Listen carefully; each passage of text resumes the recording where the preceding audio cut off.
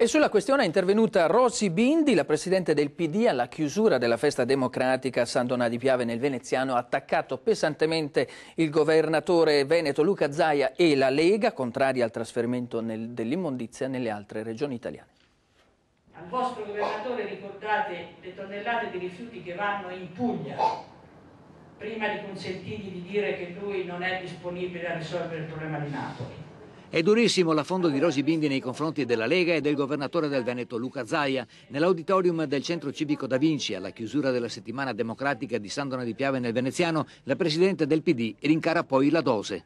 La Lega era nata sul principio della legalità, io me la ricordo, quando volevano mandare a casa i democristiani corrotti.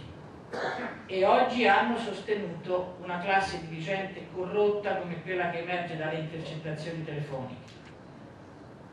La Lega era nata sul tema della sicurezza e per difendere Berlusconi hanno votato un sacco di amnistie mascherate.